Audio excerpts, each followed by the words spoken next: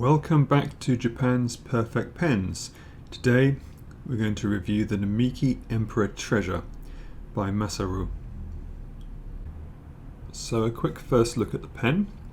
This is a Namiki Emperor size pen. You can see it's very long, very large.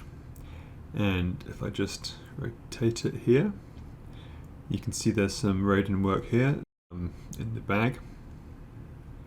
And some beautiful pines, lovely detail on these pines here and here. And it's different items of treasure in Japanese culture. There's the signature of the artist at the bottom of the pen, and there's a little bit more Raiden just there. So this is a rounded cap Namiki Emperor, which means it's not the flat cap type. There's two different types. The pen is an eyedropper with valve. It has a huge ink capacity, 17 centimeters long, section about 13 millimeters diameter, the barrel 18 millimeters diameter. There's Maki-e on the clip. Sometimes the clips don't have Maki-e, and it has a two-tone size 50 nib. So the principal technique used to create this is the Shishiai Togedashi Maki-e, which is both raised and burnished Maki-e. Now this is a combination of Maki-e that's been burnished in charcoal and raised in different places, and they can create all sorts of different finishes and effects by using these two techniques simultaneously. Now, as we move along the pen here, you can see that there's quite different effects at play. You've got the pine there with the thin needles, you've got the raised parts around the Raiden there in the gem box, and moving down the pen there's some more pine, and there's other artifacts of the treasure. Now the title is Treasure. These treasures include the unlimited money bag, the sacred gems, there's the key to the storehouse of the gods. Here is the unlimited money bag. Now the thread on this is beautifully done, even zoomed in, there's so much detail. The Raiden helps to just highlight it. So just giving the pen a look here, there are various different elements of fortune, good luck and prosperity on display here. This one at the top is the sacred gems with the Raiden there, and down at the bottom you have more pine. The pine, the matsu, is a symbol of good luck again in Japanese, and lots of pens have pine motifs and pine trees on them. I also particularly like how the gold at the bottom of the pen, as you move upwards, it fades out and it gives different levels of contrast to different items, so I like that effect. It looks really nice. So let's move on and talk a little bit about the nib. Now this is a two-tone nib. It's Mount Fuji, and the snow cap on top of Mount Fuji is where you see the second plated tone. This is the nib that you'll find on modern Namiki Emperors. If you buy an Urushi size 50 in black or vermilion, you'll see it doesn't have the two tones, it has a single tone. So that's the difference. The older ones, however, did used to have two tones, but Namiki is doing more differentiation. The number 50 nibs are huge. They're quite bouncy. I find them very nice to write with. I'll have a dedicated Emperor writing sample review on this channel because I think it deserves a bit more conversation, and I'll have so many Emperor reviews that I don't want to repeat that material. But enough to say that the main things about it is it's a very smooth writing experience, a bit of bounce, and it's a very large pen, so your fingers are a long way away from the paper as you write. And what this means is if you're used to writing with a smaller nib where your fingers are at the end of the section, you'll find that your fingers and the pivot point, the control point, is much closer to the paper.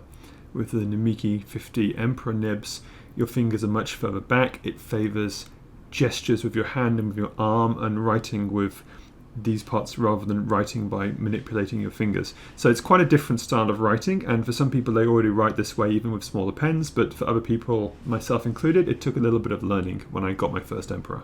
The flow is very wet and it's really nice. It sometimes overwhelms some papers if you have a wet ink with a high flow.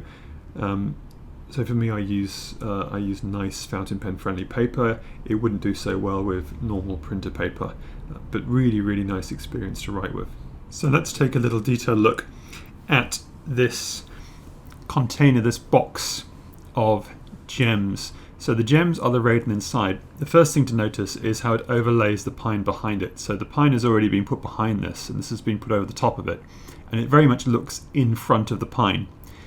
So you have the raiden work in the middle there, and on top of the raiden are the very fine pieces of gold, the container, and then around the raiden you can see the more orange shaded gold pieces. And these are also raised. You can run your finger over and feel these bumps. It looks very 3D, and then the design around it. And here you can also see the handles also raised Maki-e. So it has this wonderful effect where it does very much look like it's sitting there in front of the pine, in front of the background, and the light plays off it because it is raised. And you can see the same effect going on the bag of monies and gems just to the right. Those threads are also raised Maki-e. You can feel every single thread. It's really well done. And if we take a look at it here, now you can see some of the edges, some of the raised parts across the pen. So there's the bag there, but also if you look at the orange strings, they're also very evidently raised. The shells there are raised. So this effect is all over the pen, and this is really what makes a Emperor quality Namiki pen. If you just have a single quick look at it, it looks like a flat piece of very pretty art, but actually this stuff is incredibly intricately laid over the top of each other, all with a visual effect in mind. It's all very deliberate, it's very crafted. The amount of time it takes to make this is unbelievable. It's so much effort required, it's so much manual labor required, so many layers over the top of each other, and it creates this effect. And it's really a wonder to hold this thing. For me, this is one of those pens that if you show me the flat design of it, I would say, okay, it's pretty enough. But holding it in person, I've really grown to like this pen, much more so than I liked it the first time I saw a picture of it. So I think we'll stop it there. I hope you've enjoyed this video. I mean, this is really a beautiful pen, as they all are at this level. But for me, this is a pen where the elements came together very well.